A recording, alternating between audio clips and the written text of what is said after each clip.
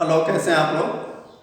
आज हम एक छोटा सा लेकिन बहुत ही महत्वपूर्ण टॉपिक शुरू करने जा रहे हैं आपके लिए, जो कॉम्पिटिटिव एग्ज़ाम के लिए भी बहुत ज़्यादा लाभदायक है और आपके अपने जो रूटीन के पढ़ाई है स्पेशली पॉलिटिकल साइंस के लिए, उसके लिए तो यह ज़रूरी है। नाम है प्रारूप समिति या ड्राफ्टिंग समिति। तो इसके पहले आपको ये जानना चाहिए कि कैबिनेट मिशन प्लान के आधार पे एक संविधान सभा गठित की गई और इस संविधान सभा के जो संविधान सभा थी,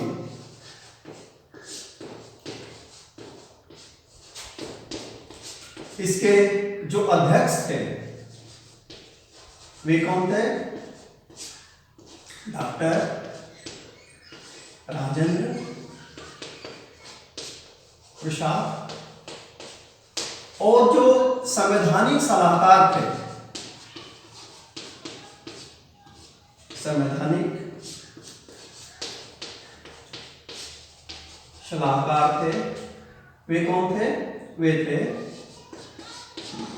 BN राव। ये दो नाम को याद रखिएगा, संवैधानिक सलाहकार BN राव और अध्यक्ष डॉक्टर राजेंद्र प्रसाद। और इस संविधान सभा का काम क्या था?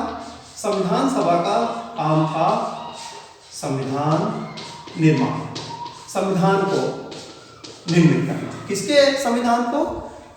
वह देश, वह भारत यानी हमारा भारत जो स्वतंत्र होने जा रहा था, उसके लिए एक संविधान का प्रारूप तैयार करना था और प्रारूप तैयार करके यानी रूपरेखा तैयार करके संविधान सभा के समक्ष रखना था और फिर संविधान सभा उस पर बहस करती और उसको एक्सेप्ट करती। तो यह कार्य सौंपा गया। कई समितियां बनाई गई थी संविधान निर्माण के लिए, समितियों का निर्माण हुआ, समितियां बनी और कुल 13 समितियां बनी।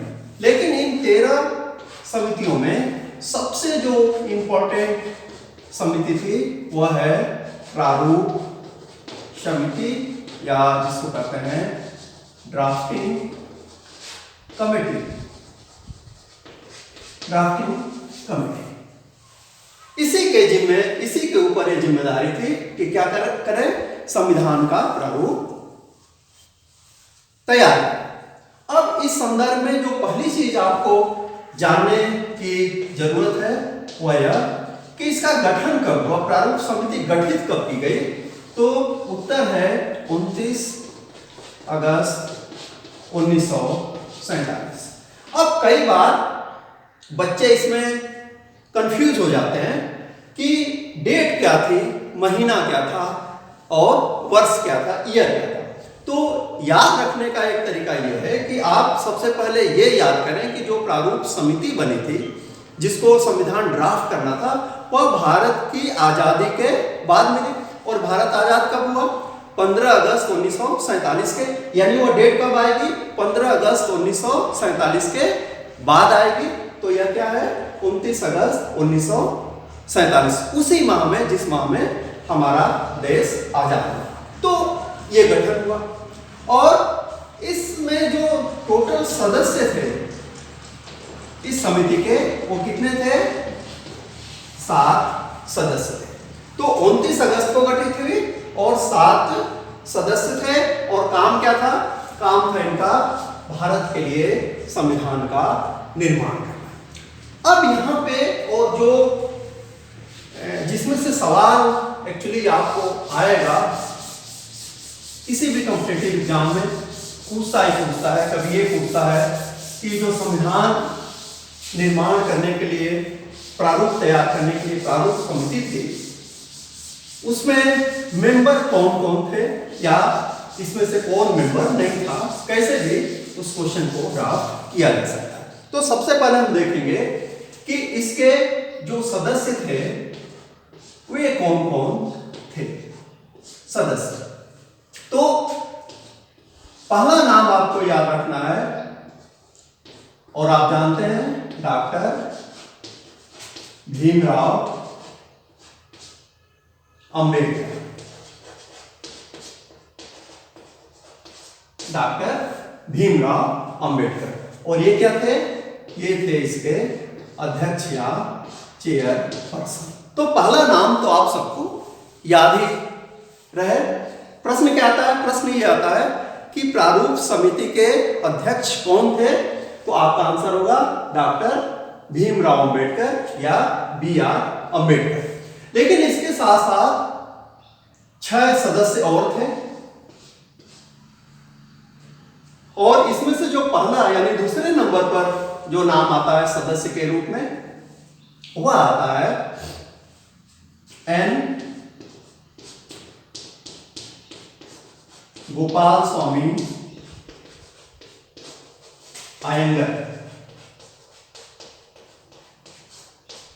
N गोपाल स्वामी अयंगर। तीसरा जो नाम आता है वो आता है A अल्लादी कृष्णा स्वामी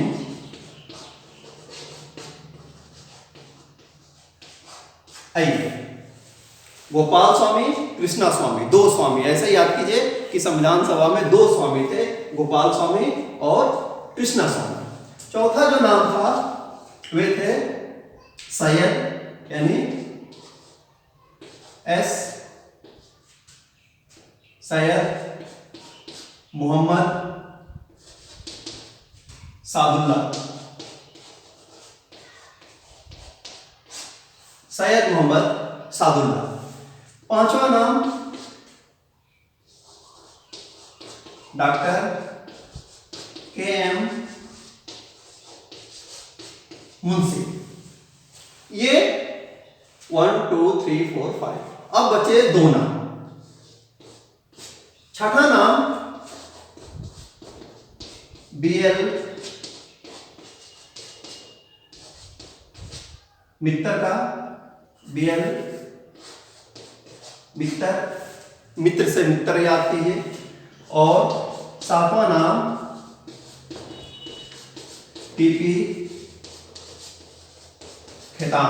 वो खेतान पंखा होता है ना, तो DP खेतान। ये 7 नाम थे। लेकिन यहां आपको एक सावधानी बरतनी है, और यह सावधानी इन 2 नाम के बारे में बरतनी है। हुआ क्या कि BL मित्तर का स्वास्थ्य ठीक नहीं था, और इसलिए इन्होंने अपने सदस्यता से इस्तीफा दे दिया, और उनके स्थान पे यानी जो छठे मेंबर नए आए वे थे N माधव राव। और 7वें के साथ तस्दीक ये हुई कि इनकी डेथ हो गई 48 के शुरुआत में, और इनके स्थान पे आए के इनको बोलते हैं TT के, और के का मतलब है कृष्णमाचार्य। तो ये क्या हुए? 7 मेंबर हुए। यानी फाइनली ये दोनों निकल गए, खेतान साहब की डेथ हो गई और BL मित्तर साहब ने इस्तीफा दे दिया। तो फाइनल जो अंत तक रहे N माधवराव और TT के या TT कृष्णमाचार्य रहे। तो ये थी प्रारूप समिति। अब इस प्रारूप समिति ने जो अपना पहला प्रारूप प्रस्तुत किया, क्योंकि इनका काम क्या था? प्रारूप को प्रस्तुत करना संविधान के। तो जो प्रथम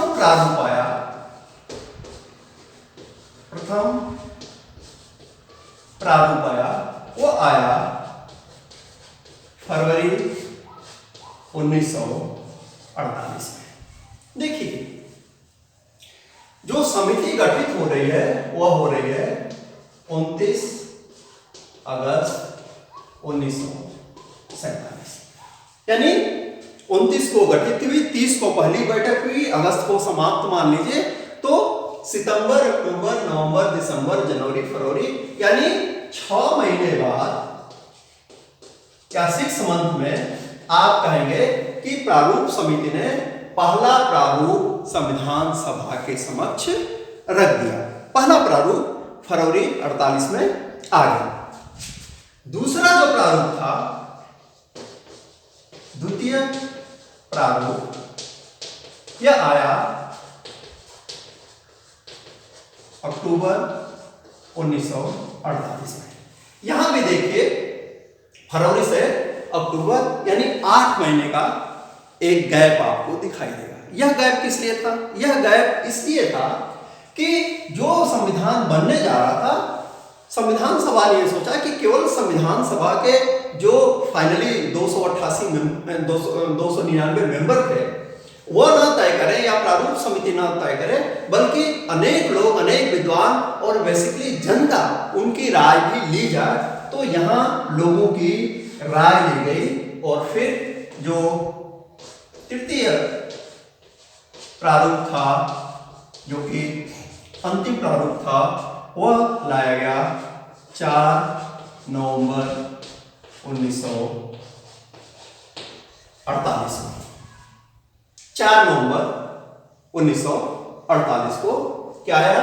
तीसरा प्रारूप है। लेकिन ये जो तीसरा प्रारूप था, प्रारूप तो बन गया ना, संविधान एक प्रकार से उसका खाका तैयार हो गया। अब उसको संविधान के समक्ष रखना था अपने स्वीकार करने के लिए।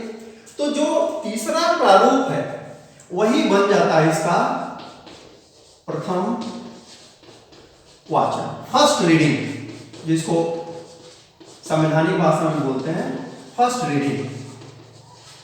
और इस पर 5 दिन तक एक सामान्य बहस हुई। किसके ऊपर? संविधान के प्रारूप के ऊपर। फिर जो दूसरा वाचन था वह शुरू हुआ, सेकेंड रीडिंग।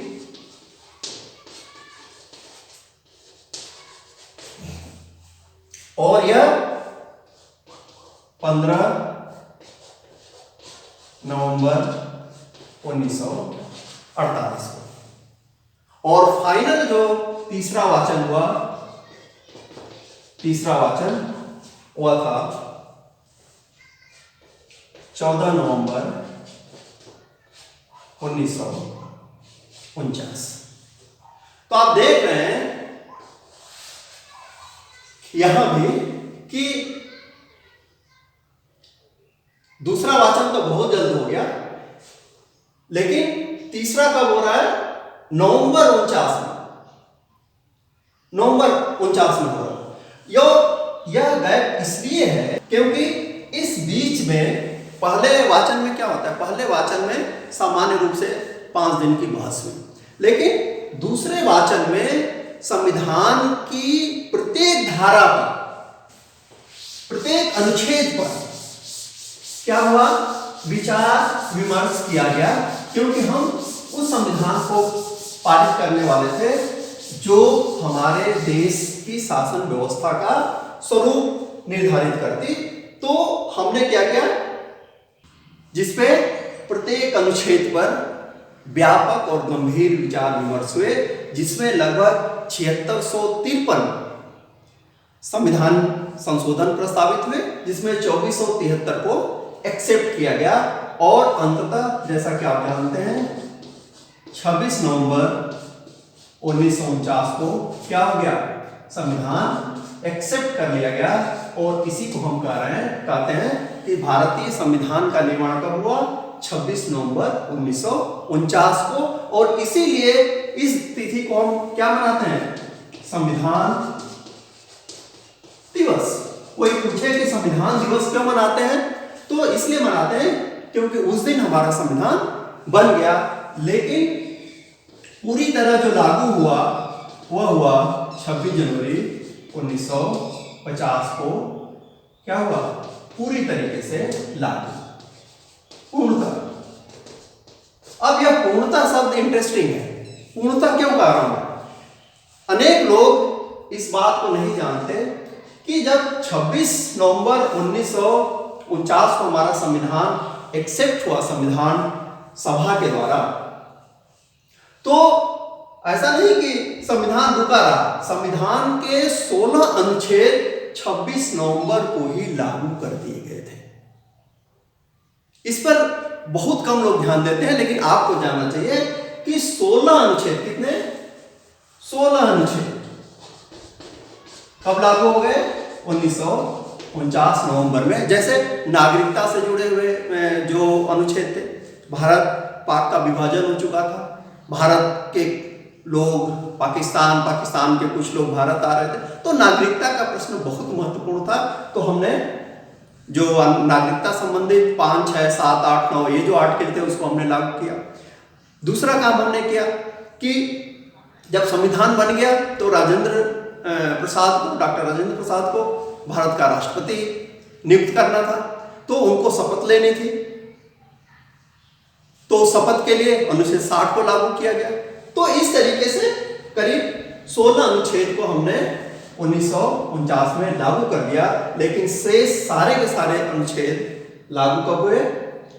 पूरा संविधान पूर्णतः लागू हुआ 26 जनवरी 1950 को। और जब इस पे साइन किए गए थे तो एक चीज और जान लीजिए कि उस समय जो 299 की हमारी स्ट्रेंथ थी, उसमें से 284 लोग उस समय उपस्थित थे और 284 लोगों ने संविधान का जो फाइनल ड्राफ्ट था उस पे सिग्नेचर की। तो ये थी प्रारूप समिति या ड्राफ्टिंग कमेटी से जुड़े हुए कुछ व्यवस्थाएं जिसको आपको याद रखना चाहिए, ध्यान रखना चाहिए। और मुझे उम्मीद है कि आपके ज्ञान में वृद्धि भी होगी। तो देखते रहिए, पढ़ते रहिए, जैसा मैं बार बार कहता हूँ। और अच्छा लगे तो इस चैनल को सपोर्ट कीजिए, लाइक कीजिए, सब्सक्राइब कीजिए, शेयर कीजिए। Thank you very much.